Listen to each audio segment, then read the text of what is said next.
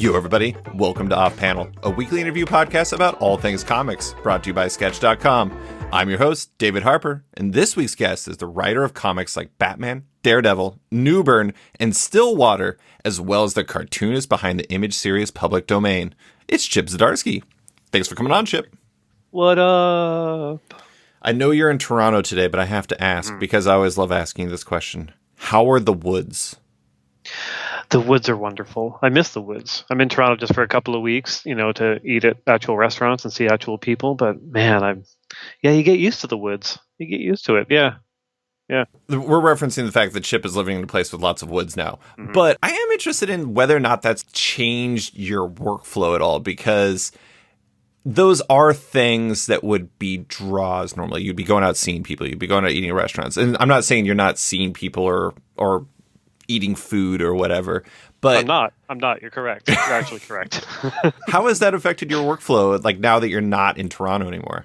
There's always the weird burst. Like when I get back to the woods, or when we first moved to the woods, it's like, oh, I'm so productive. I'm just getting all this stuff done. But then your routines kind of change. And next thing you know, you're getting the same amount of work done as you always get done. Yeah. I don't know. Like, do you have that? Like when you mix up your routine, you just feel, or like, it's like being like, I'm not on Twitter anymore. And your first day of not being on Twitter is like, oh, I've got 8 hours of work done.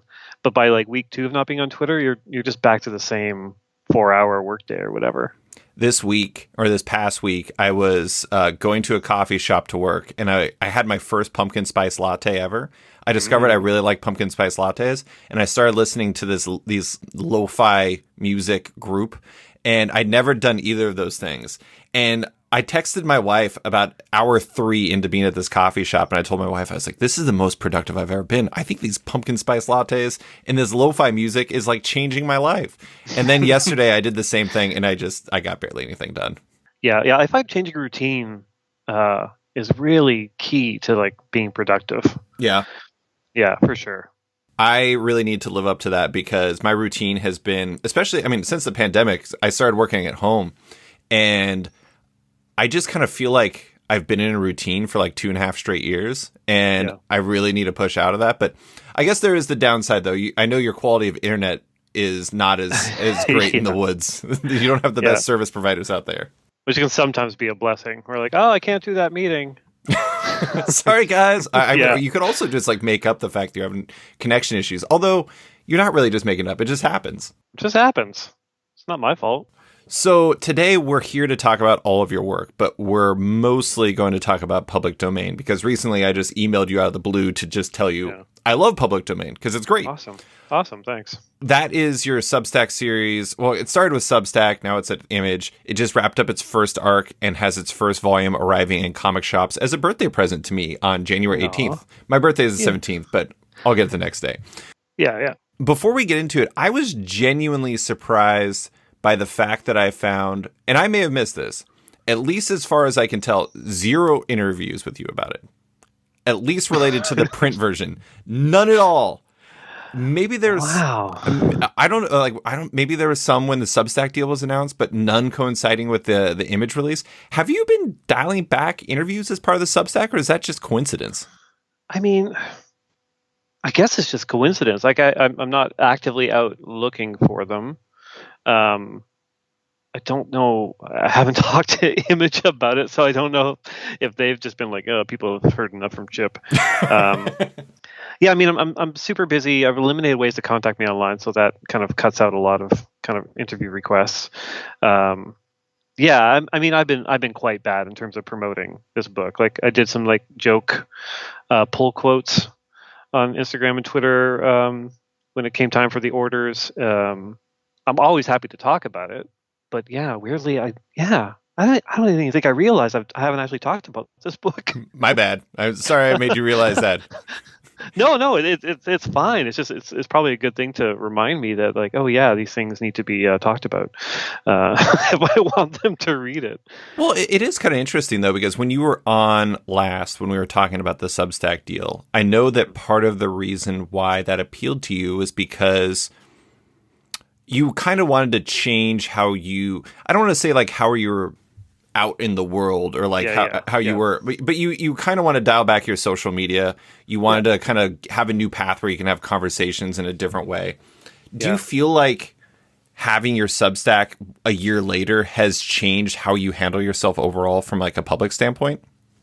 Yeah, and it's funny because like thinking about it now, I feel like I'm constantly promoting public domain because I post a new chapter every Right. 2 weeks. Yeah. So I'm always talking about it online in that sense, just not outside of the Substack, I guess.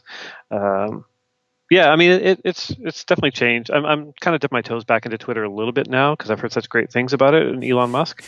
uh, So great. and it's like, I still get the endorphin thing from like posting a joke and people liking a joke. Like it's hard to break that. But yeah, like having the Substack home and just the newsletter going out to like 12,000 people a week. It's just like, yeah, that feels like enough for me. Even though, I mean, it probably isn't enough. Like sales of public domain could be better if I was like, kissing hands and shaking babies or whatever. Yeah, it is interesting. I do think that your whole posting the new chapter of public domain on Substack as like a replacement for like anything else. Like it's not that it is necessarily a replacement. It's just like in your head, I imagine like doing that. It's just, you're basically doing a preview for the image book every single week to 12,000 people. That probably feels like you're actively promoting it all the time already. Mm-hmm. Yeah, but I mean, most of it's behind the paywall of the paid subscribers. Right. So it's like, which is a smaller number than 12,000, but yeah, it's weird. It's such a strange book because it's a book kind of being made just for me and for my fellow comic creators who seem to enjoy it. Yeah. That's the biggest feedback I get. And I should probably think about it more in terms of, other people might want to read this. It's funny. The podcast that went up this morning as we're recording on Monday. Well, we're recording on Halloween, and the podcast that went up this morning just randomly, it's with Kyle Starks, and we just randomly started talking about you, and Really? and Kyle started talking about how much he liked public domain and like a security guard character, and yeah, and he also told me about a time where he DM'd you about how do you make people take you seriously, and your response was basically like, "How the hell if I know?"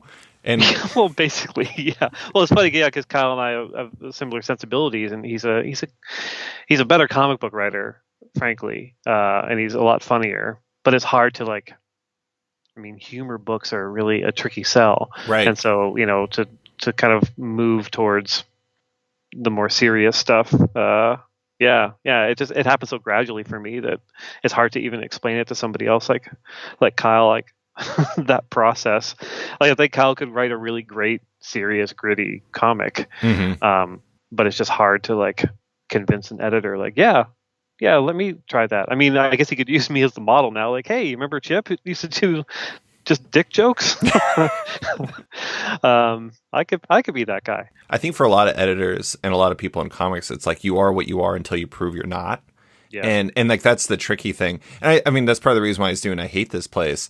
But we're here to talk about public domain. I think that's an interesting one in this regard, too, because, well, I'm going to give the solicit really quick. The image series you're writing and drawing with editing by Alison O'Toole. Here's the solicit for the first volume. Sid Dallas is responsible for pop culture's greatest hero, the domain, but his sons, Miles and David, have a complicated relationship with both the creation and their creator. Can they convince their dad to fight for their family's legacy? It's fantastic. It is. It's one of my favorite comics of the year. It's going to be up there on my list. Thank you. You had previously told me in another chat we did, I think maybe when we were talking about some of the Substack stuff for a piece I was writing, that you were going to do this regardless of the Substack deal. Like this is just a story you wanted to tell.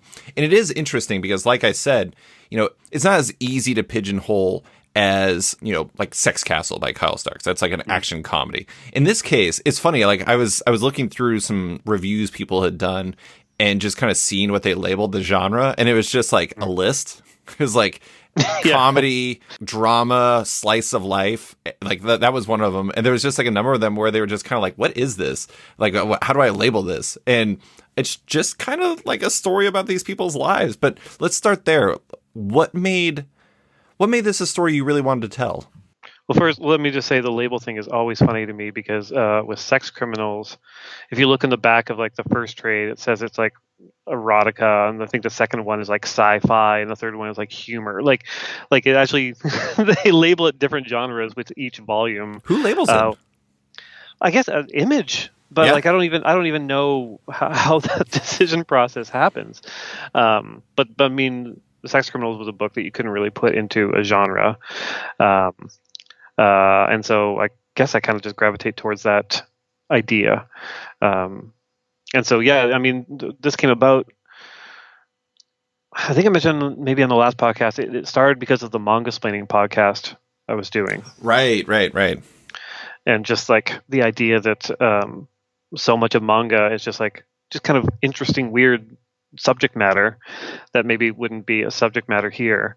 Like someone's into jazz or someone's into ping pong or business deals, whatever it is, or rice, and they'll do a whole comic about it.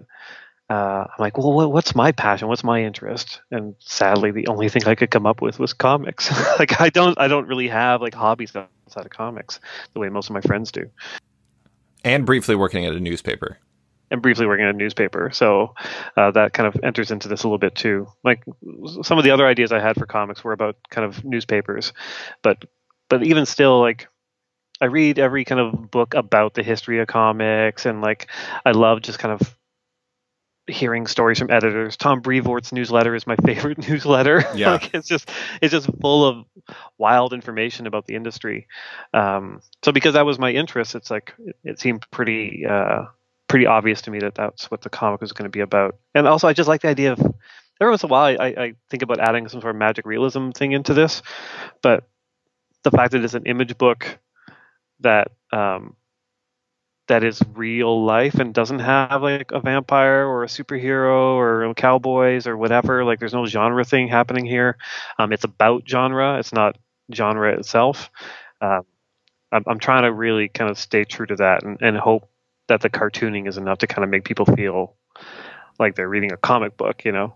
I find it fascinating that the idea of being genreless is like, I don't know, it's like genreless is just life. And then like having a genre is just like having that, like being erotica or being sci-fi or being, I forgot what the third one was that Sex Criminals was. It was like sci-fi and erotica and mystery, and it's all of them. Yeah. I mean, it is interesting that it's so easy to like kind of pitch a book sometimes when it has a label. Like it's just like, oh, this one is like sci-fi or this one's this. And you're like, what is this one about? And it's like, it's about family and creator rights and how those things affect the world around them and everything like that. It's kind of interesting that that's kind of, I don't know. I don't want to say a tougher sell, but it's a little bit unusual in this. And in manga, the most popular form of comics in the entire world, it's a lot more normal. And I don't know. It's kind of interesting, like a difference between Western comics and manga in that regard. Yeah, I mean, also it's just, I mean, the audience is a lot more diverse for manga, especially within Japan. Yeah. Like, you know, my first memory of going to Japan was just being in the subway and seeing like so many people reading manga, and not just like, you know, the guy in the Batman hat or whatever. Like, you know, the 70-year-old salaryman, you know, the women, children, like everyone, young and old, were reading stories specifically for them, because there was that option. Whereas here, it's like you kind of chase the history of the medium a little bit, and like what's hot and what's not, and like you know, there's a glut of fantasy books or a glut of like sci-fi books or westerns, you know, during certain periods, because people are just like, oh yeah, no, this is the hot thing or whatever, which is not the best way to make comics and not the best way to kind of widen the reader base.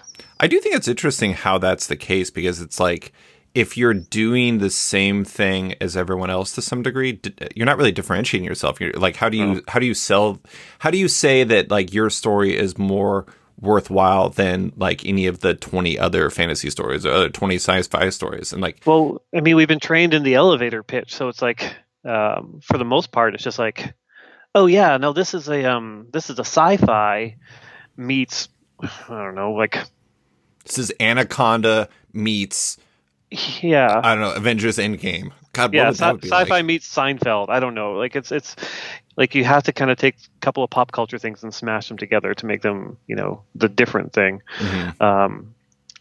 Which it's a way to sell it to an audience, sell it to retailers, because like when Image does a press release, they always do that. Like without fail, they're just like, it's this meets this. If Yeah. you're a fan of this, you'll love this. And I'm like, oh, fuck, What did they like say for how public often? domain?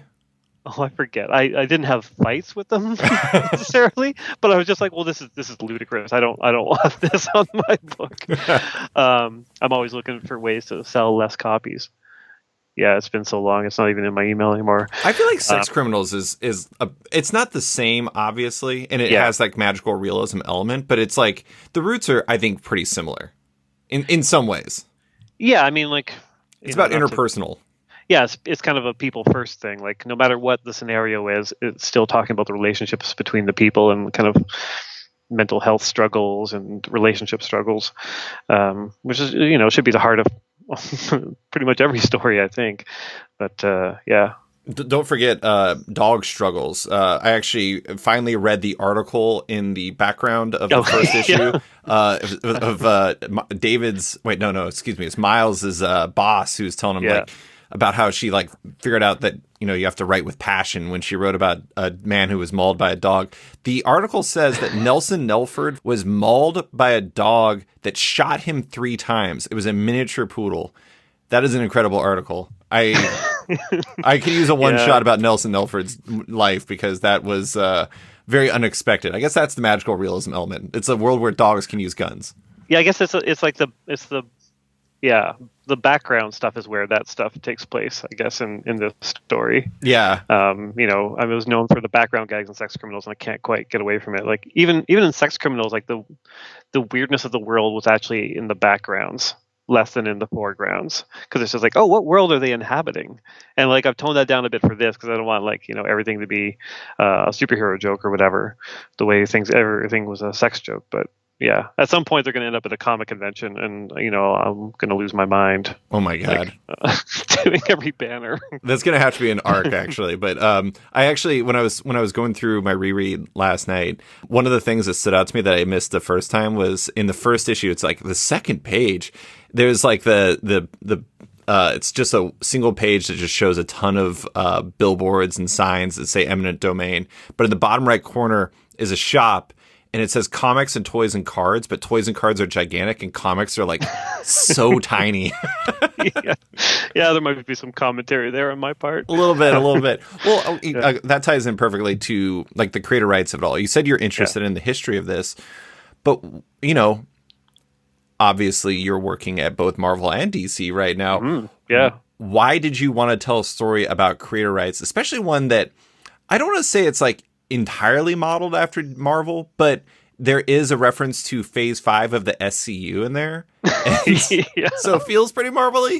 Yeah, I mean they're the dominant pop culture force on the planet right now, so it's hard to do a story about the dominant comic company movie studio without kind of referencing them. Yeah, it's a weird position to be in, to be working for Marvel and DC and not necessarily taking shots, but like they would recognize that their history of treating creators isn't the best. Right. I mean, they might not do it on the record, but like, I mean, how can you not see that? So it's not like I'm saying anything here that is shocking or not well known. Right. And I'm not being specific, and no character in this is, a direct analog of anyone else. You could look at Jerry Jaspers being Stan Lee, but Stan Lee was like, a kind man, whereas Jerry is not. And the dynamic with him and his sister, makes it a different scenario. So that's the interesting and the tricky part about doing a book like this, is making sure I'm not being direct with people. At least you can do that a bit with the companies, but you can't really do that with the people, because people are more complicated than we like to view them through the lens of history.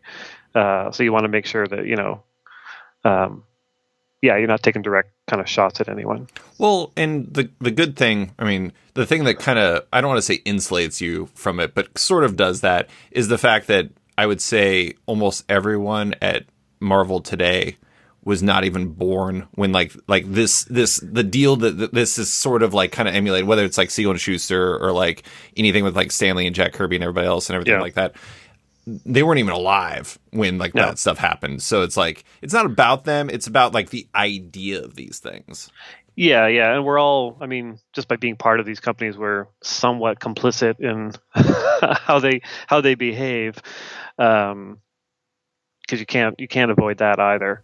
Has anyone ever mentioned anything? No, I mean, no one, not in a negative way. Yeah. Like there's definitely been, there's been editors at both companies that have just told me that they enjoy the book. That's good. But no one's been like, hey, is this person? Because if so, fuck you. Nothing quite like that. I do worry sometimes. I try to keep it like a bit of a light touch. Like I don't want to get too inside kind of baseball with a lot of it, because I want it to be a story that anyone can appreciate. I want my parents to be able to read this and understand what's happening. Right. Not, referencing like a Winter Soldier knockoff or something. Yeah. It's funny because this is like a series that I actually recommended to my wife, who doesn't read comics. Oh, and awesome. I think it is because you have made it very inclusive. It's like everything you need to know is on the page. And it's like, if you understand kind of the architecture of like pop culture today, which I think kind of everyone does, you would get it. Yeah. I have to bring up one of my favorite parts of this series, and I'm going to do my best to tread lightly on spoilers for this question, and also to dial back the dramatic here, because I have like a very specific read on it. A lot of the character work, this is like a very funny distinction in my head. I don't even know if it makes sense. A lot of the character work doesn't feel like plotting as much as like fate to me as a reader, which sounds like really dramatic, but the way that you do it, like, so issue 5, there's like this, it opens for listeners that haven't read it. It opens with single or a double column spread for like, I think the first 2 or 3 pages. First two. And it's a character named Tanya and then the son Miles. And it shows how one grows up as a fan, the other one grows up as a skeptic. And then there's like Dave, the useless dude with his gentle bus and his tattoo, or being a tattoo artist and kickboxing tournaments and stories of fancy life. He is a tattoo artist. And then there's like the secret behind Sid's #1 fan and how Jerry Jaspers treats people, et cetera, et cetera. There's a version of the story, I think, where it feels like clunky and forced, but for some reason, everything in this feels so born from the characters that it's like, I don't know. It's like when I read the 5th issue, I think it was when Dave sat down at the drawing table and was like, this is, what was his line? This is pretty fun. Kind of like tattooing, but I don't have to slow down and the paper doesn't yell at me. Yeah. That, it felt like fate to me, which is a really weird way to put it, but it feels right. With that in mind, how did you approach it? Was it more about finding the right characters to fit this specific story, or was it building characters to fit the narrative you wanted to tell? It's both. I think it's always both. I played around with the types of characters I wanted and their professions and things at the beginning. But then you think about where you want it to end up, and you think about those characters, and you're like, okay, how does this work naturally to bring them to this end point without, again, forcing it to happen? Yeah, you want it to be a surprise. Like you want it to be like, not to liken it to the Marvel stuff, but like I wanted Elektra becoming Daredevil to make sense when you see it, right? Not telegraphed too much, not to be like, oh, this is what's going to happen. Like those are kind of my favorite moments in the story where you're just like, oh, that happened. Oh, that makes sense. Like as you kind of like as you unravel it. So yeah, there's the fate of the author, I guess. Like where I know where characters are going to end up, and it's going to make sense to me and hopefully to the reader. And yeah, just making sure you don't see the strings too much behind it all. Yeah. I mean, I do, like I said, there is a version where it could have felt forced, but did you kind of know where you wanted to end up at the end of that first arc and just kind of like go back from there to some degree? A little bit. Like I kind of knew like kind of 4 or 5 kind of key moments. I knew like the cliffhangers for each issue. Like I kind of knew like, okay, this should happen. This will be interesting. ultimately with the idea of like a comic company existing at the end of this. Not to get too spoilery, but whatever. Um, but yeah, I don't know. I'm making these stories entertain myself as well. Yeah. So I wanted to make sure that the book wasn't pigeonholed by just the simple comic book creator debate. Which, is tricky because I think a lot of people would come into this being like, oh yeah, finally a book is going to, tear this industry a new asshole. And, you do it a little bit here and there, but like ultimately it's about the characters and it's about the whole industry. It's not just about like, do I own this or do you own this? Who profits, who doesn't profit? So I wanted to make sure that what I had at the end of the first volume was something that was strong enough and open-ended enough that I could do this for years if I wanted to. Yeah. I also think that, not to read too much into it, but it kind of feels like about family too, because it's like one of the interesting parallels is like there's this scene in the 5th issue where Tanya, who is an assistant to Jerry Jaspers at the beginning of the book, she is looking at Sid Dallas, the the artist who created the domain, looking at his drawing table, and like she just like can't believe she's there, and like this is like a seminal moment in her life, and like Miles is just like, what the fuck, like what is up with this girl, and he grew up with that, and that's the interesting thing is like she found kinship in his father and in his father's work that he never really did. Yeah. And like I think that's one of the interesting things is like even when you look at like Jerry and his sister, or you look at like Jerry and his relationship with Sid, it's like it's not, some of it's not literally family, but it's about like those bonds you make and like how you treat people. I think that is a really great part of the book for me. Yeah, like something that kind of drew me to the characters was the fact that Sid's work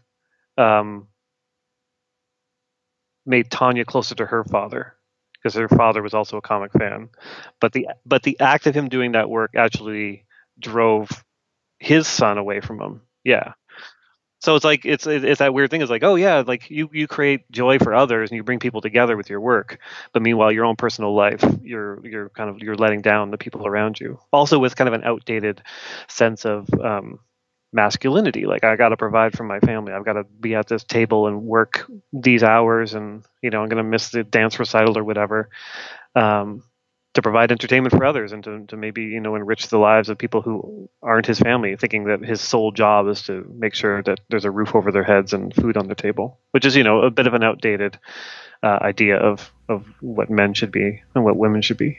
So in the I think first solicit you said this title explores, I'm doing air quotes, explores a wild alternate world where comic book creators aren't properly acknowledged or compensated for their creations. Yeah. That is a joke, of course, but I do think it's funny. It's like, this is a very dark take maybe, but that does feel like there's a wild alternate world part of this, in that it's at least in part about helping people, and it feels, at least so far, and obviously this can change. I mean, they are going to go to a comic convention, that people get rewarded in the long run for what they put into the world. Like, I don't remember. It was either issue 1 or 5. Sid has this line where he tells Miles, where he's like, life is about working with others, Miles. Everyone needs help.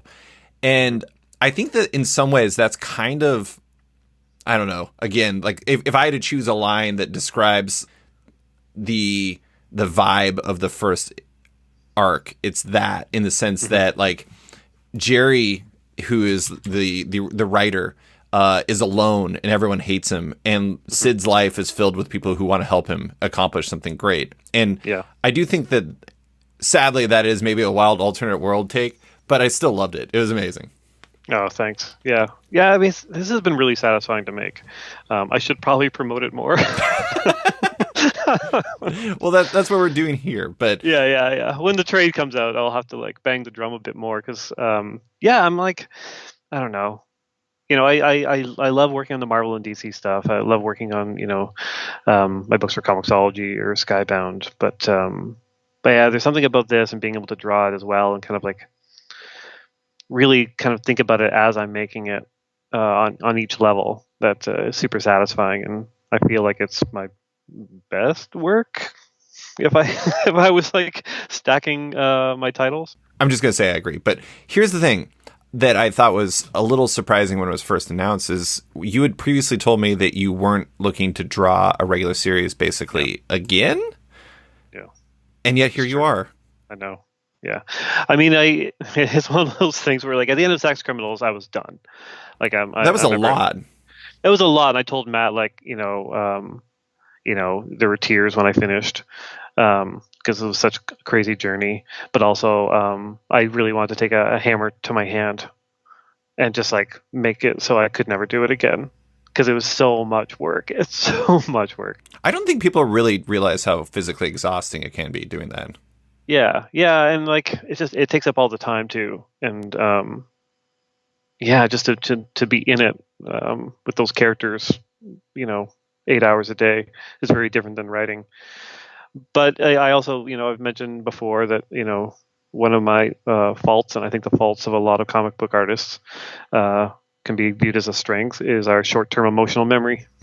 we literally forget the feeling, like.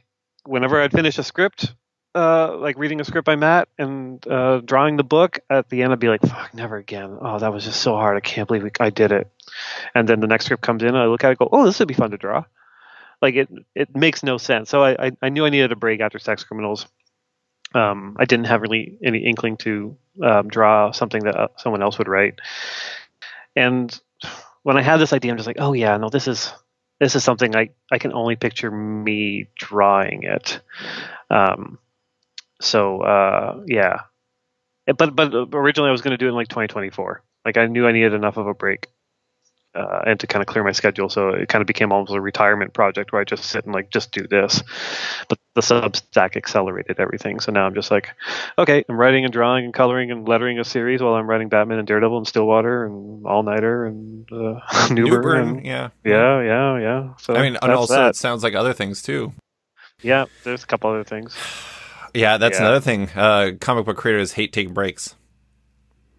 It's true. I mean, I can't take it. I'm really bad at taking a day off. If I had 2 days off, I'd be depressed by day 2. Like, I just know it. Well, and also if you took that first day off and you came up with a good idea, you'd probably start working immediately, or like start developing it to some degree.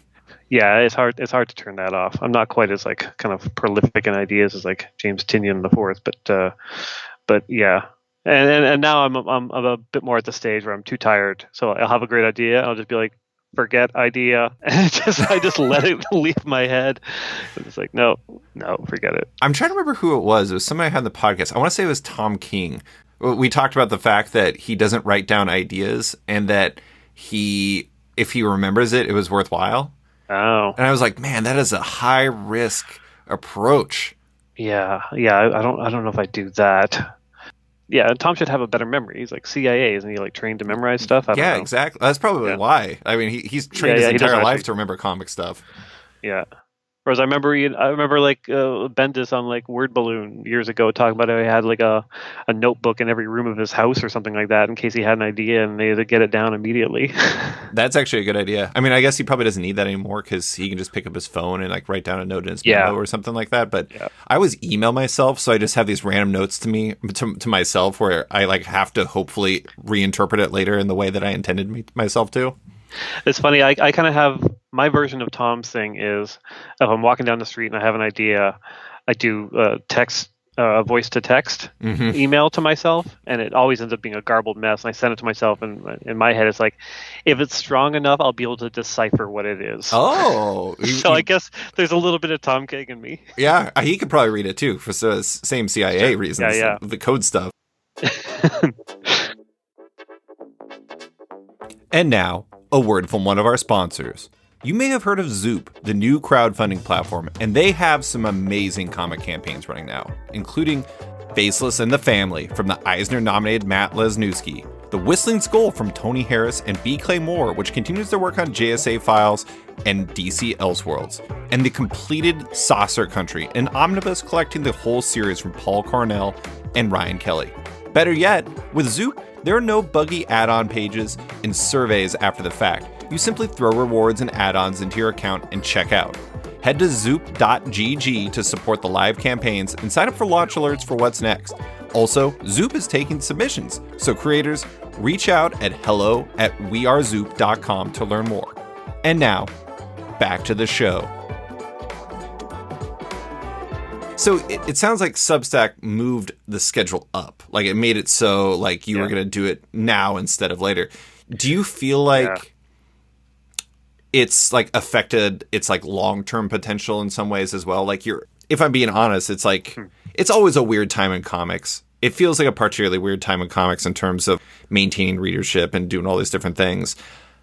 Do you feel like because of that deal, or maybe like because of all the other stuff that you're doing, that you're able to take public domain as far as you want to take it? Yeah, like weirdly, I don't think my accelerated schedule on that and my overall schedule kind of affects how much I can do on it. You just make the time. Right. And this is why it's good you're in the woods. Yeah. And like, I don't know, maybe I'm getting more eyeballs on it because I am doing like Daredevil and Batman and stuff right now as well. Though I kind of doubt that.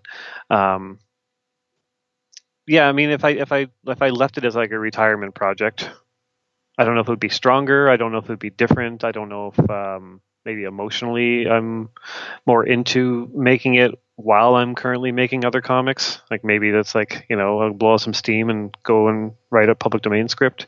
Maybe it makes it feel more relevant to me, the fact that I'm in comics doing it instead of like a post-comics kind of project. Yeah, like my idea was to leave it pretty open-ended, but now I think I'm like, I'm getting pretty tired. Like there'll be 3 volumes for sure. And if I still have the bandwidth to continue after that, because by then I'll probably be down to like 1 title instead of 10 titles in terms of the rest of the industry. So that's extraordinarily hard to imagine. Yeah, but I mean, I'm heading towards it because like I've turned down like 6 months ago I had 13 current projects. Holy shit! I'm down to 10 in like 2 months. I'll be down to like 8, I think, because a few of them are wrapping up. And I've turned down like it's a crazy time in my life where I've just turned down my dream jobs at Marvel. Like I've been offered titles where I'm just like, oh yeah, no, I would love to do that, but no, I can't. And I'm probably not going to be doing anything going forward. So I'm just kind of letting editors know. I'm just like, yeah, like it's very nice for you to reach out to me, but I'm winding down. Like it feels like I'm in a wind down state. Like maybe that's just a burnout thing, and maybe I'll come crawling back, in a couple of years, which I've told a few editors there. I'm like, am I leaving comics or am I just taking a break from comics? I don't know. We'll see. I think it's interesting because it's like I talk to, writers and artists, but mostly artists, about how important it is to be able to say no.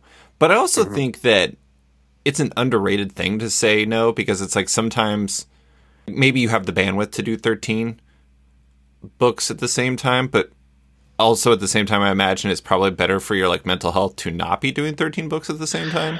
Yeah, for sure. I was really good at saying no when we were actively working on Sex Criminals, which actually kind of weirdly made me more in demand. Like Marvel would offer me titles and be like, no, I can't, because it just wouldn't be enough of a title or an interesting enough title for me to say yes to. Right. Because I'm spending 8 hours a day drawing Sex Criminals. So the types of titles they were offering me somehow just kind of got better and more interesting to me. Because I went from Star-Lord to Spectacular Spider-Man, but there were like 3 other things offered to me in between those two. And I think it was a little bit of like, he keeps turning us down. Like, this is so weird. This like, guy's what so else hot can we... right now. Yeah. There's like something very not real was happening there, I think, in terms of making me seem better than I was. But yeah, saying no is super important, and doing it in a polite way too. Like, it's not like I have no animosity towards the companies or anything like that, or I'm just not like, oh, screw this superhero stuff, I'm out of here. But like, okay, I'm 46 and I'm tired and I can't write and draw this book and write 9 other books. It's just not possible. So, and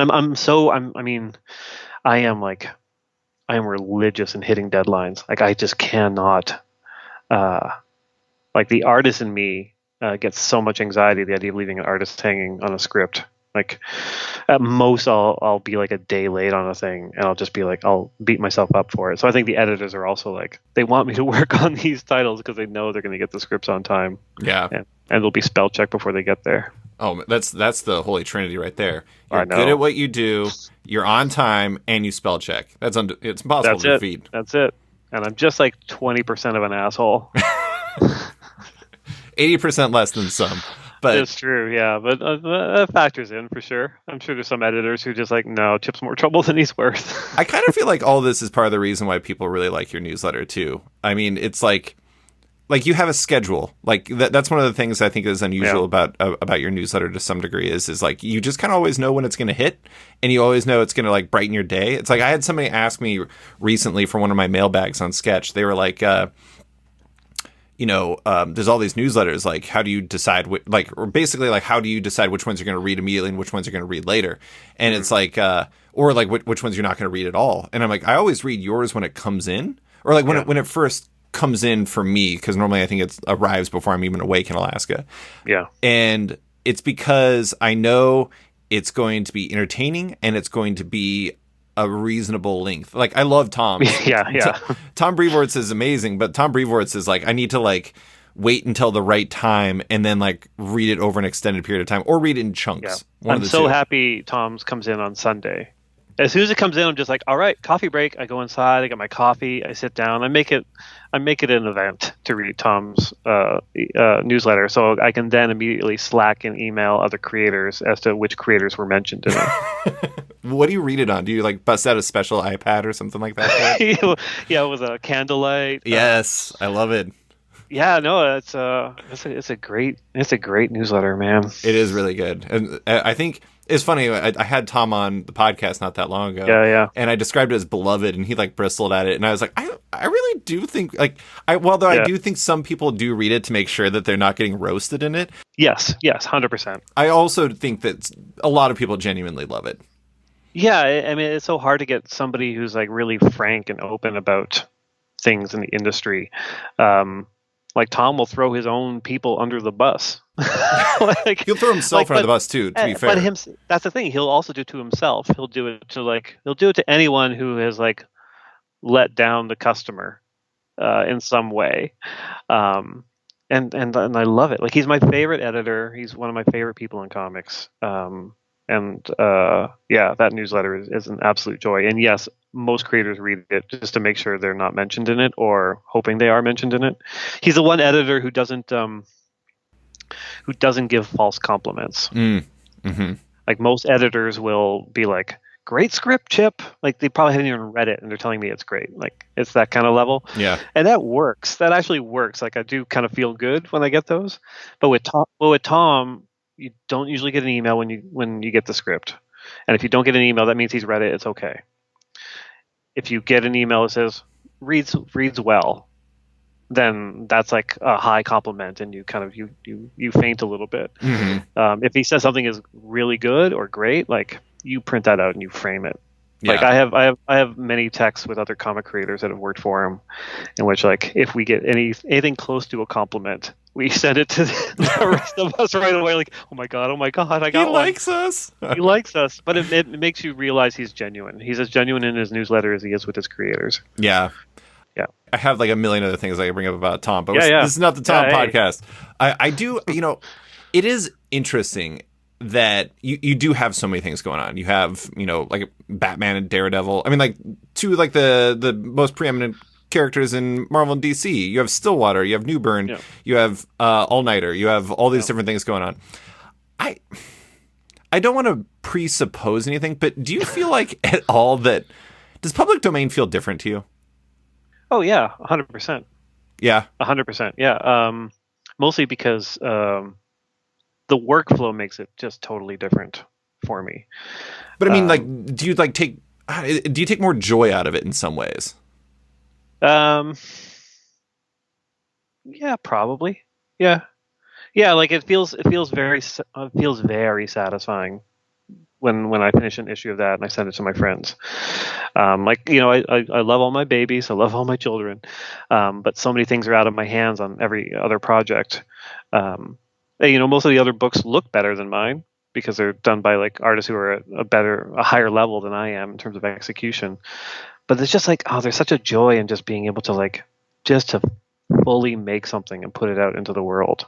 Yeah, I absolutely, yeah, love it. I think part of the reason why I felt like that is like I love Stillwater and I love Newburn too. They're both really good books. But the interesting thing is like in some ways, when you're doing a creator-owned book where you're like, I really want this. I mean, you want all of your books to sell. This isn't trying to like act otherwise. But it's like with like something like Stillwater, it's like Skybound's probably not going to publish a book where they're like, I don't know if this has an audience because it's not like genre X or it's not genre Y or something like that. So you have to kind of fit within the parameters of the way that the comic market works. And with like public domain, again, like this isn't me being like, this book has no audience. I mean, like this is something that is not traditionally done in comics. Yeah. And it's you just telling the story that's right for you, plain and simple. And I don't know, like reading it, it just feels like there's a joyousness to it, even when there's like some sad bits. Yeah, and there's it's purely me. Like so, Stillwater and Newburn are good examples of like Newburn is me trying to be a crime writer. Stillwater is me trying to be a horror writer. Like it's whereas Public Domain is me as a writer. Right. Like I'm just like there's no filter. I'm just writing. I'm not second guessing myself the way I do on the other books. Like on the other books, I'm like, oh, does this feel like noir enough? This kind of scene? Does this feel like spooky enough? Like, is this going to be scary enough? But I don't have that kind of instinct on Public Domain because I'm just like, this is the story. I'm just like telling the story. Yeah. Maybe it's because again, there's no genre involved. But yeah, it's the kind of when I'm consuming entertainment for the most part, I'm outside of genre stuff really.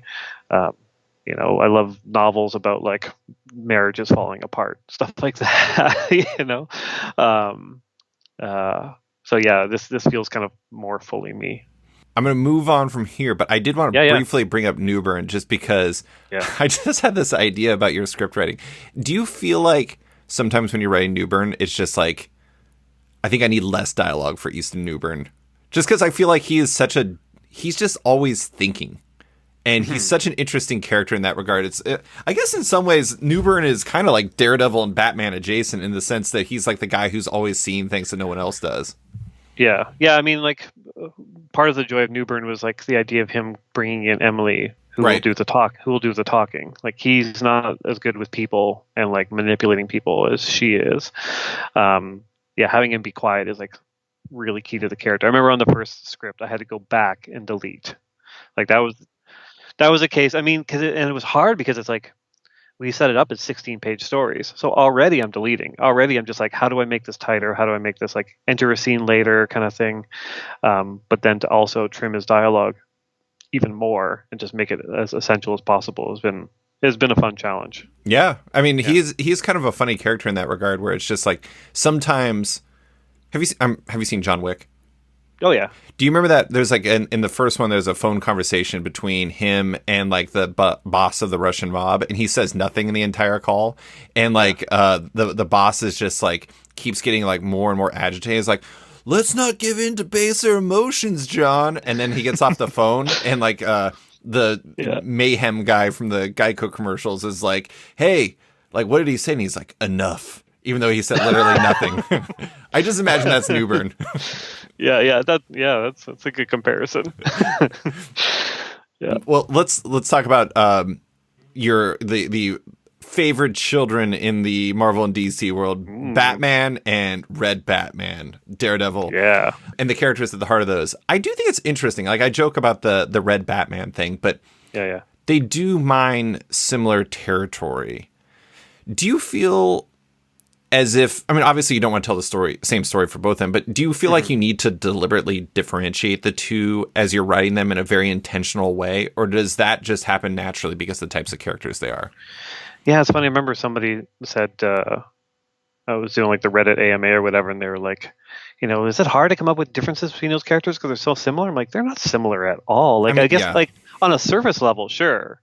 It's like, you know, white guy with stubble in the rain on a gargoyle, but like Matt's a fuck up, and Matt just carries guilt. Batman doesn't carry guilt, and he's not a fuck up. Mm-hmm. You know, Like, I'm just I'm thinking about one of my favorite references in your first Batman arc is the fact that it's kind of like built from Tower of Babel, the JLA series or a story from Howard Porter and Mark Waid, and like that is a story about how he came up with a plan to kill his friends.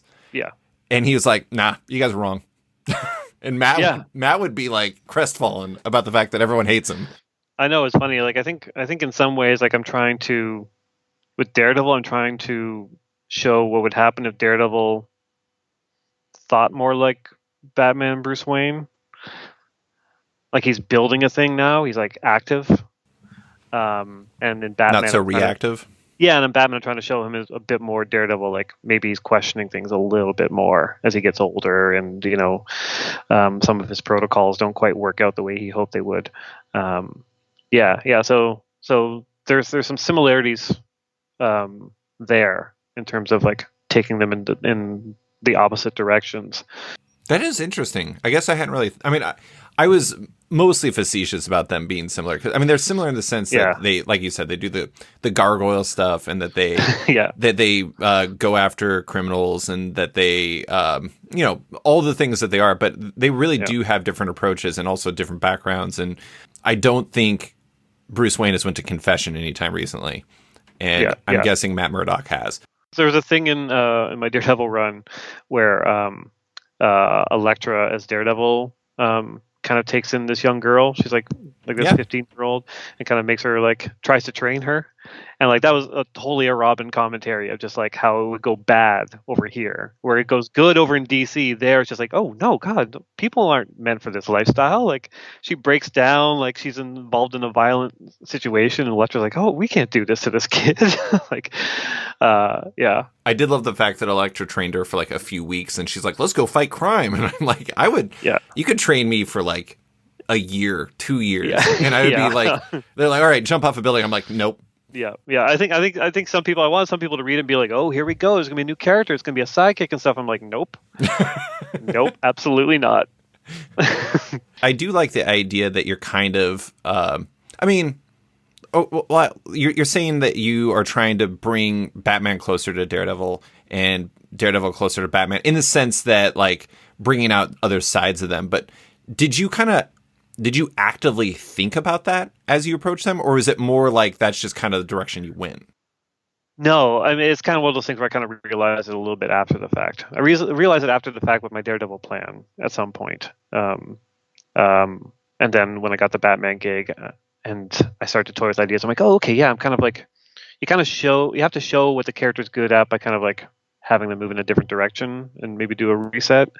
So that's kind of what's happening with Daredevil, and it's kind of what's happening with Batman, where they're kind of going in the opposite directions, but just to kind of remind you, like, oh, what they're supposed to be. So it was like, it wasn't, the similarities weren't in mind when I set out on either of the books, but like kind of revealed themselves and helped inform the stories a bit more. Yeah. It is interesting how Daredevil is just basically like he's going on an island. I mean, he brought Foggy with him, and he brought Cole with him, but at the same time, like he's deliberately separated himself from all the people that he loves, besides Foggy.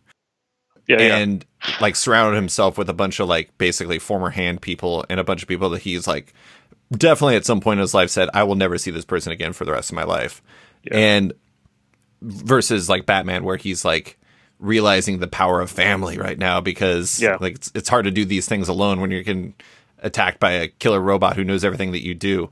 It is interesting though, because it's like maybe it wasn't deliberate, like that you thought about it like that, but I guess like a really important part of telling stories where these characters have been written for decades is like you have to find an angle that is different than what other people have offered it while still feeling the same.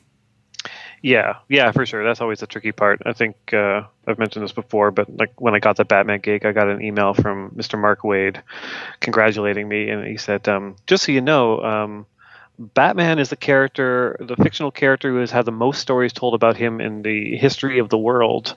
Good luck coming up with the story. This is just such a perfect Mark Waid email to get. I'm like, oh, you son of a bitch.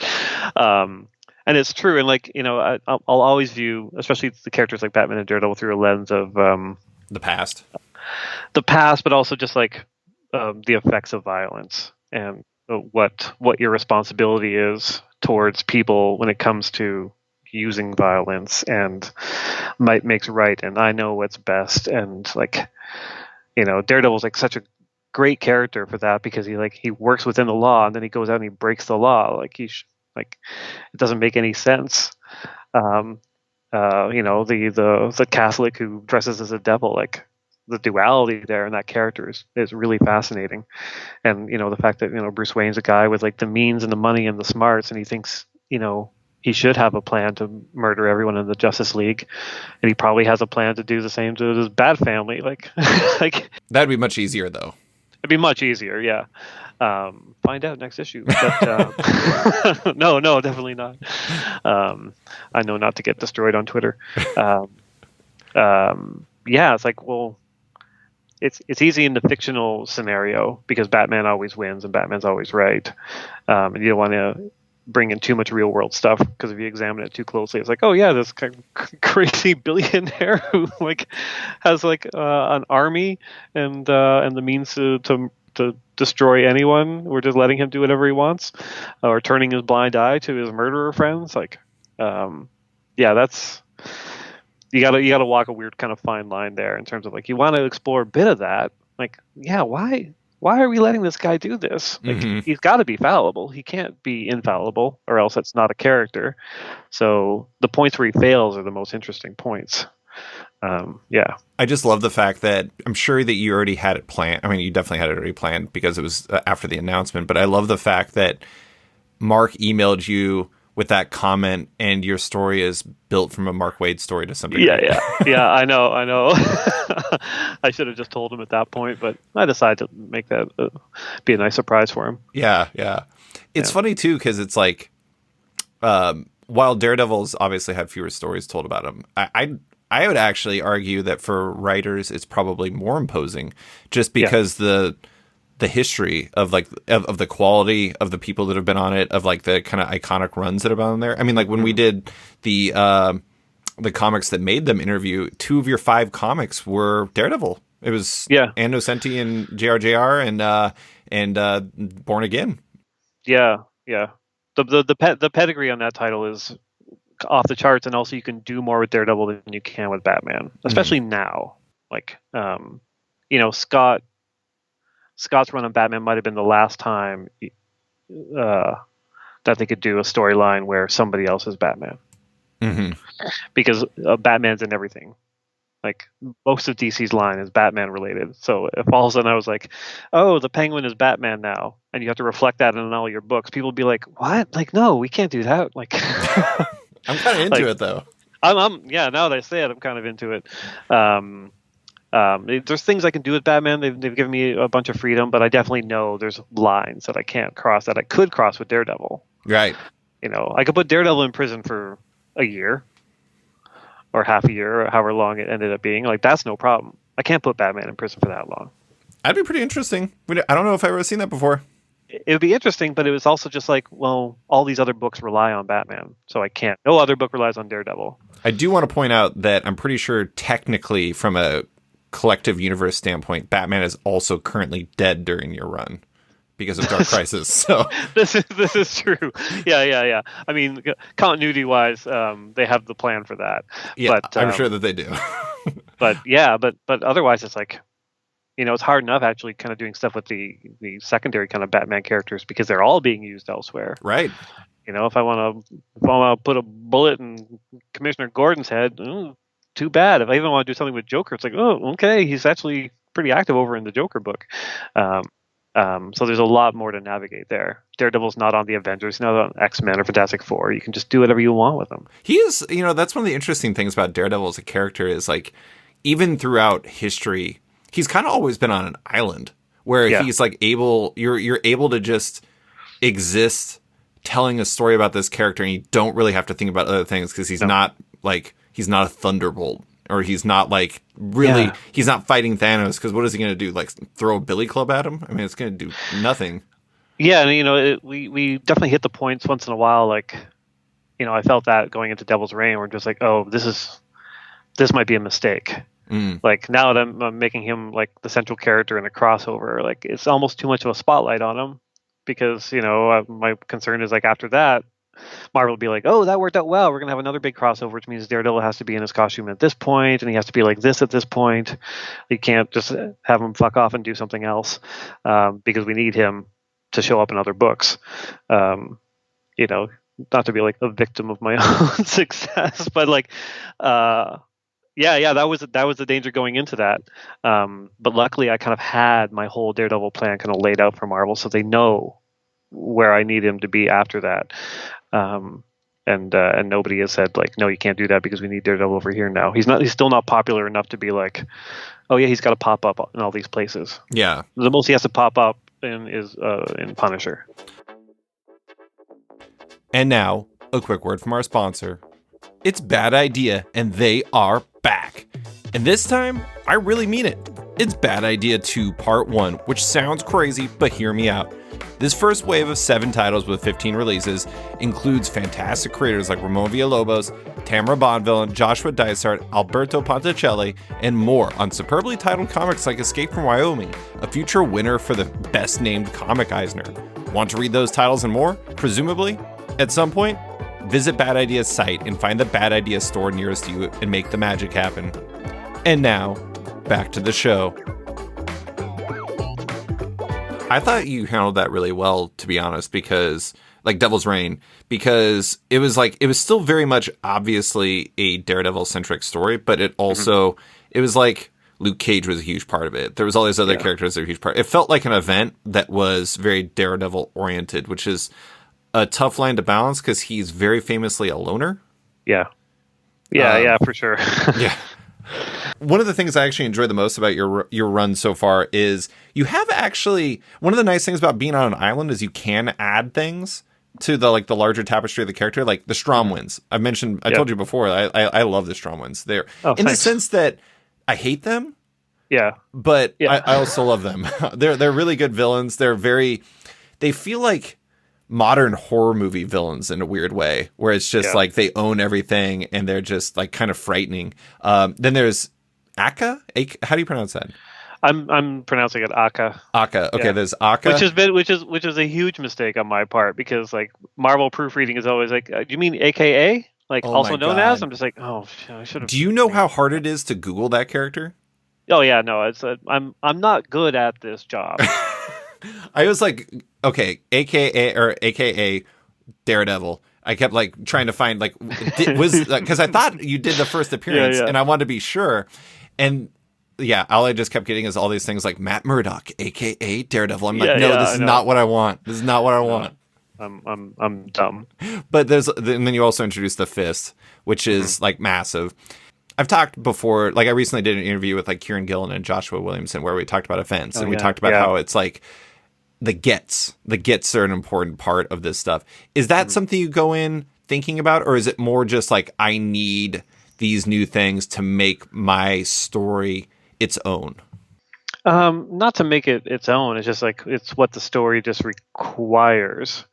Like the Stromwinds have always kind of been part of the plan, because I like the idea of like, it's kind of my Mark Millering of it, where I'm just like, oh, you think this person's rich? Well, this person's 10 times richer than that person. You think they're in charge? Well, they're actually 10 times in charge. Like, how we always like ramps it up. Kingpin's like broke compared to these guys. Yeah. I needed the foil for Kingpin. I needed that. I needed that kind of that enemy for him, and I needed to set them up to kind of ultimately be Matt's enemy. And it's super fun because like so much of the storyline has kind of been about like the system, and Matt going to prison and seeing the prison system, and who benefits from this, and how can you fight it, and there's all these people above the politicians that are actually like actively paying to have this, that, and the other thing happen. Like, yeah. That's sounds like really good fiction. I have no idea what you're talking about. yeah. It's ultimately, the root of it is capitalism, the thing that we love and we hate, and too much power residing with the unelected people. And so the Stromans felt pretty necessary, and they kind of loom large over the next kind of arc of Daredevil. I think it speaks to the differences between the characters that in some ways capitalism is the enemy in Daredevil. And then in your first arc of Batman, you're like, what if I doomsdayed Batman? Yeah. And I don't mean that in a negative way. I love it. Yeah. But why did you want to like doomsday? I mean, like failsafe is like this unstoppable force that like no one can beat. And like you're bringing in all these other characters who are also like, it's like, what if Batman was like purely like, I want to destroy everything, and we're finding out what that's like. I mean, like, why was that an appealing like entryway into that story for you? I wanted to kind of kick things off with a bang and give Jorge a lot of fun, cool things to draw. But also, I just kept having this idea where like Bane is Batman's doomsday technically, because that's the time period where they introduce him and like break the bat and all that jazz. But Bane is ultimately just like kind of stronger Batman. And all the other characters fight crime in Gotham with sticks and knives. Right. Like it's so low level when you think about it, and like to introduce a character where like none of that works against it. Mm-hmm. They're not like, you know, it's not the Riddler where you just have to get through his, you know, puzzles and give him a punch and you're done, or even like Clayface and just kind of like figure out a way to stop him. Failsafe, just I wanted something that just really put that into perspective, that like, oh yeah, ultimately you're a bunch of gymnasts with sticks. Robots don't care about gymnasts with sticks.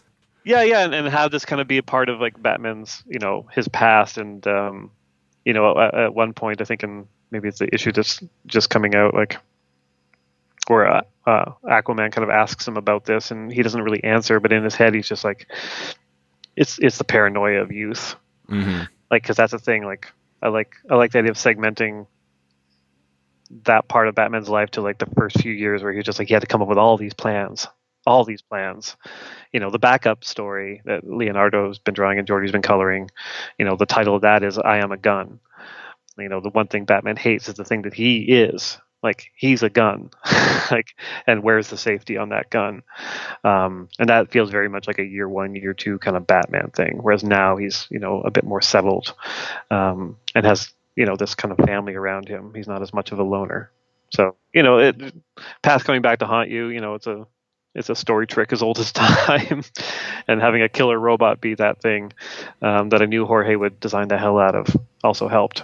Well, and it also goes back to that whole, you know, what we were talking about, bringing it closer to Daredevil in the sense that, like, a big part of this story is, like, you know, whether it's Batman or Bruce Wayne or Zurin R or whatever. Is it Zurin R? Is that how I pronounce it? I don't probably. I think it's the first time I've ever actually said that out loud. I mean, that makes sense, because it's like, because the origin is Zorro in Arkham, Zorro in R. Yeah, there you go. But it's interesting because it's like, the folly of youth was that Batman could do it by himself, and now he's like, he has people that bring him together, and I think that's really interesting territory, because it's like, so often the character is either positioned as a person who is by himself or somebody who is actively harming his relationships with others, and this is like a situation where he just can't do it by himself. I mean, like, I don't know, it's interesting. He can't do it by himself, but he's also dooming them to a life of this. Yes.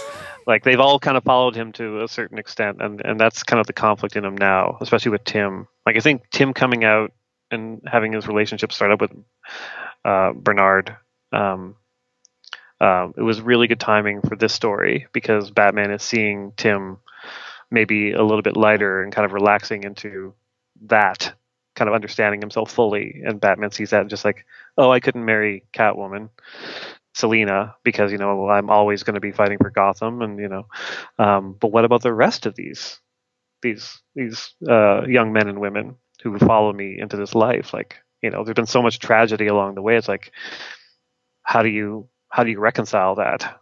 How do you say, okay, you guys keep doing that, that's fine. You won't suffer a ton of heartbreak like I have. Like, yeah. I have to say, like, one of the things that makes all of this stuff easier is, I mean, Batman alone might have the most impressive art talent of any title going right now. Oh my God. Like, Jorge is insane. Jorge Jimenez. Yeah. But then also it's like, I've always thought that Leonardo Romero was incredibly underrated, and like pairing him with I mean, he's worked with Jordi before, but Jordi coloring him is incredible. Yeah. And then I mean, like, not to like downplay like your Daredevil partners, but like Marco Cageto and like Rafael de la Torre is like those are amazing artists on their own. It is. I mean, not to make it a luck thing, but you're pretty lucky. Those are some really good collaborators. I'm super lucky, and also just like I really want to stress to my editors to have the best talent on these books. And if we find someone like Raphael, he came in and did the Elektra miniseries, and as soon as we saw the pages coming, I'm like, keep him for Daredevil. Yeah, like, he's a perfect match for Marco. Yeah, whatever you can do, please do it. And like, hopefully I'm good enough to work with it. We're able to bring some people back here and there. Miguel, who drew Madonsha, who drew Justice League Last Ride, he's coming in doing some backups for us as well. And I had a great time with him on that book. I'm just like, yeah, of course, you want to work with the people that are kind, on time, deliver amazing work. I've got a short list of people I'll never work with again, like I think any writer. Usually because the deadlines were so blown, or they were kind of assholes about the whole thing. And in some cases just like couldn't get better at drawing and time and time again. But Jorge is like, I was torn having Jorge come on to Batman with me, because I'm like, well, it's not a fresh start then. Like he did it with James, and he's an amazing talent. He's like kind of like Stuart Immonen, kind of amped up. But like, we weren't getting a new number one, and I was inheriting the artist. I'm just like, well, is that a new reader pull? Like, how are we pulling in new readers if it's just going to be a continuation, and we just kind of swapped out the writer? And those initial conversations with Jorge, I'm just like, I'd love for you to go darker on this. Like, let's kind of change kind of the style up here a little bit. And he was all in. Him and Tomo, the colorist. Like, man, that first issue was just beautiful.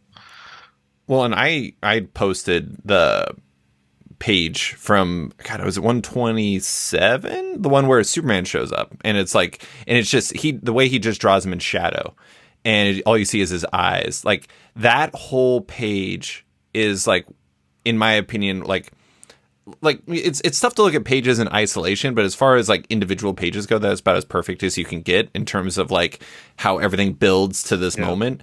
It felt incredibly right. And it is interesting because it's like Jorge was on the book before, but he's doing it differently enough that it does. I don't think that Superman moment would have appeared in any of his previous Batman stuff. Yeah, probably not. And like, again, I'm kind of pushing him darker. Like, my description for that is like, he is all in shadow. You see his breath, because you always see the heat vision. Yeah, you never see ice breath.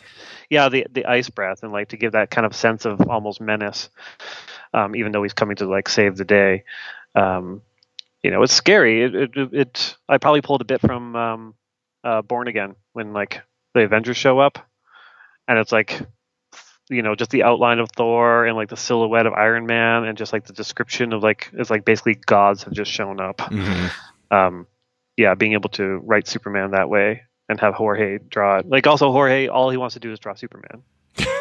He was very good at it. Yeah, he would leave our title in a second if someone said, "Hey, want to go do Superman?" Like, he loves Batman, but Superman's like his favorite character. Yeah, So like, knowing that, I knew I'd have to get Superman in there. It's very much like Marco and Daredevil with Spider-Man. Spider-Man's his favorite character. Like, every few issues, I try and make sure Spider-Man shows up so Marco gets to draw him. Like, you gotta listen to your artists and what they want, and try your best to make sure it works with the story. I think it's funny that Marco's favorite character is Spider-Man, because I know he's not necessarily. I don't know if he's your number one, but I know he's close to your number one. And so, like, I don't know. I just imagine Nick Lowe listening to this, and he's like, I think I just found my next Amazing Spider-Man team. Oh, I mean, like, at least once every couple of months, Marco's just like, hey, you want to come over and do Amazing Spider-Man with me? And I'm just like, oh, I'm pretty sure there are people working on that right now. And also, no. Yeah, I know that's always been like the one that people are like, why don't you write Amazing Spider-Man? And you're like, because I don't want to. it's going to be heartbreaking, a little bit heartbreaking today when I pick up that copy of Amazing Spider-Man with Marco drawing it and I'm not writing it. Yeah. Like there will be a tinge of regret there, um, but like, yeah, that's his dream. It's not my dream. Yeah. I love the character. And I've said it before that I don't really have an interest to write that because of the kind of the weird expectations and kind of everything that kind of surrounds it. And people think that's weird because I go off and do Batman, but I understand the audience of Batman better than I do the audience of Spider-Man. Right.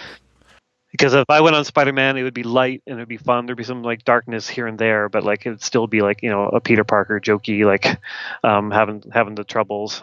And the audience doesn't want that. Yes. Whereas with Batman, I can go dark and and gritty, and they'll be like, "Yeah." I'm like, "Okay, yeah, of course." I think the interesting thing about Spider-Man is like maybe more than any character, I feel like readers are invested in his life. Yeah. Like to the point where it's like no matter what creative team comes on, it's just like, why don't you get Mary Jane and him to get married again? And it's just like, because it's not up to me. It's like, yeah, and like, I mean, I could go on and do that. There's stories to be told, I'm sure. I don't know if Marvel would be interested in that. And with Batman, it's like there's the wrinkle now of like Selena, Catwoman, and that romance, and what we should or should not do with that. Yeah. And it's not like a bomb that was left by Tom, but I mean, it's a bomb that was like kind of not ignored outright by James, but James was definitely like, oop de doo, hot potato. I'm just kind of moving this around, and we're never really going to get into it. And now I've got it with Teeny on Catwoman, and it's like I don't,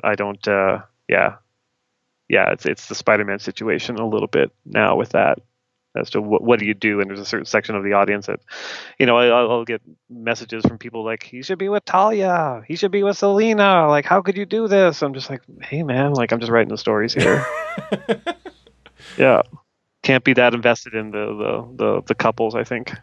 Yeah, I'm just invested in Ben Grimm eating sandwiches like Alex Ross had him in Fantastic Four full circle. That's like that's all I want. I just get him a good Dagwood sandwich. I'd never actually experienced that sandwich before. Apparently it's a real sandwich. Seems outrageous to be honest. But I just have two questions to close. One, I wanted to bring up, I don't know where Daredevil is in terms of the grand scheme of things, but it's towards its latter half. Let's put it that. Daredevil or Batman's just kind of starting.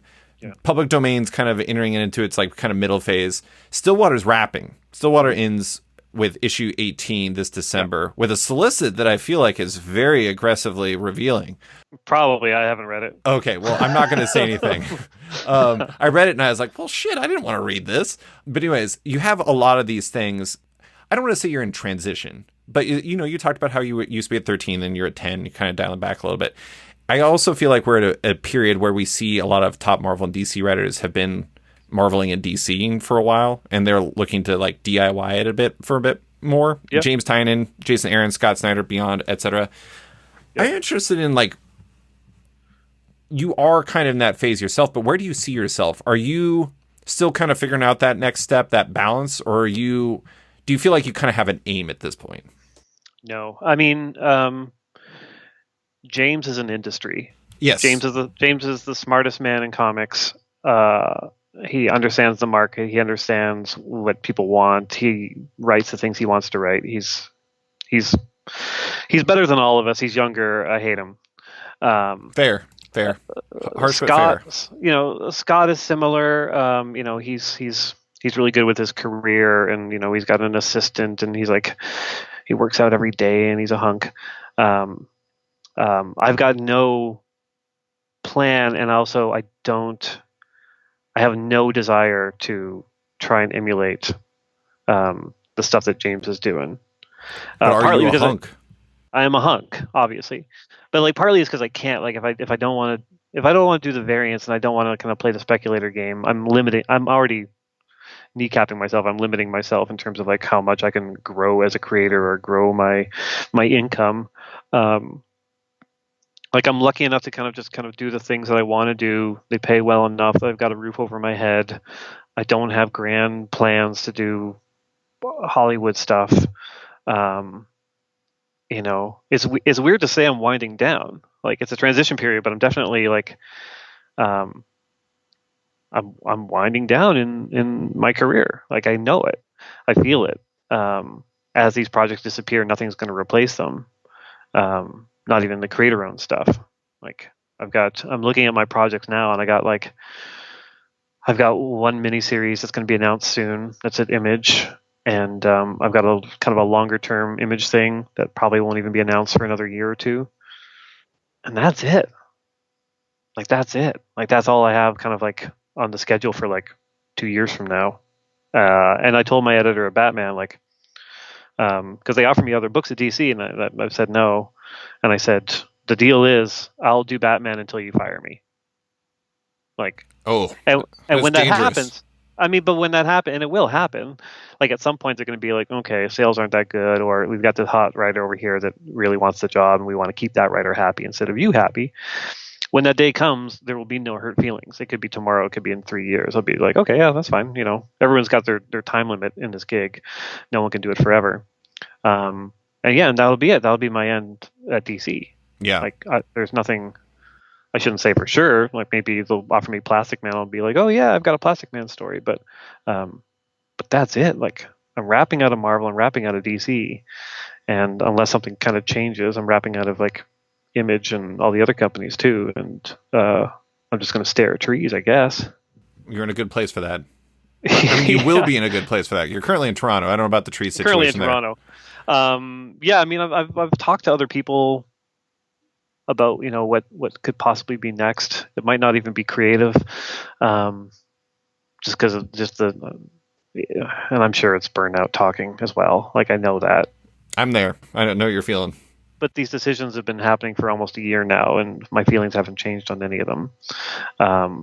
So, you know, and I've been having conversations with my wife about like, okay, well, whatever's next is probably going to pay me like $20,000 a year. Like, so we've got to we got to get used to like what our life is going to look like after this. And we'll see.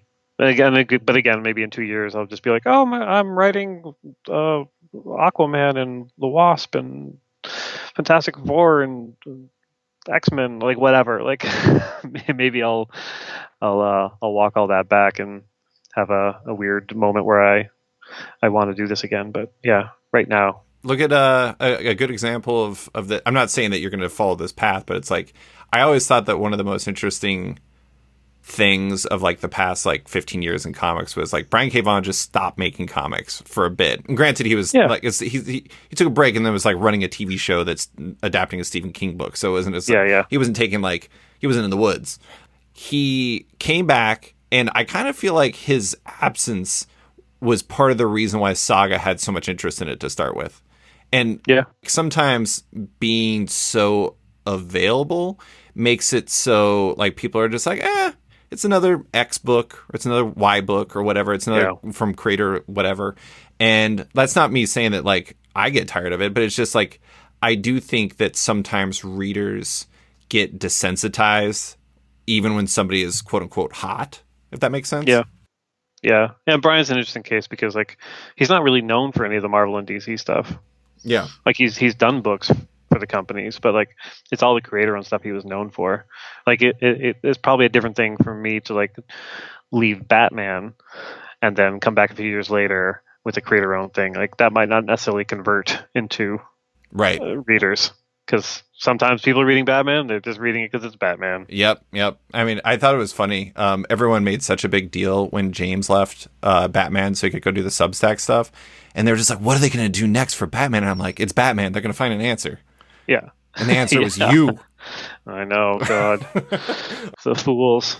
Well, Chip, that is all I have for you. Thank you so much for coming on to talk about public domain, Batman, Daredevil, and everything else. I appreciate you taking the time. My pleasure.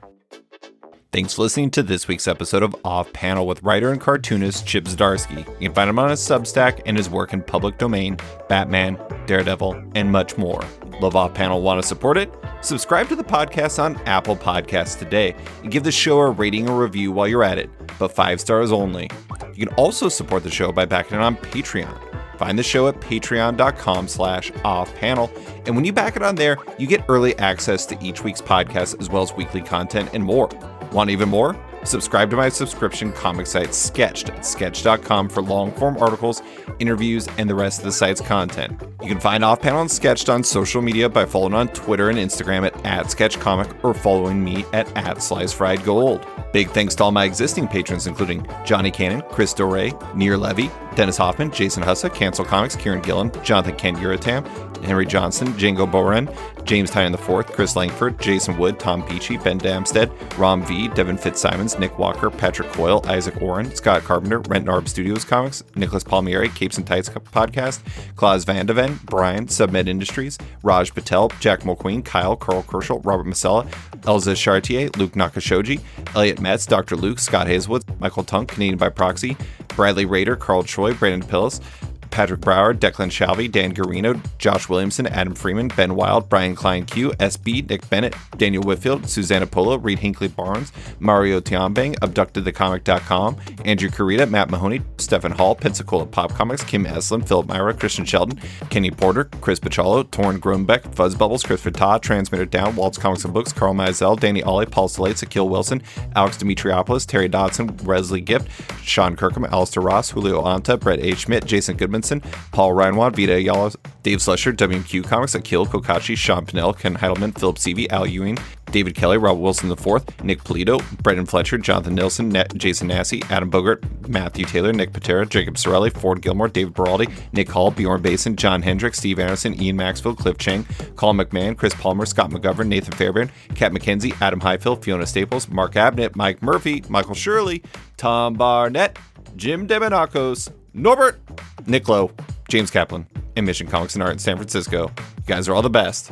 A quick thanks to Upright T-Rex Music, who wrote and performed Off Panel's theme song just for the show. Check out their music on Spotify because it's completely delightful. Thanks for listening, and tune in next week for another episode.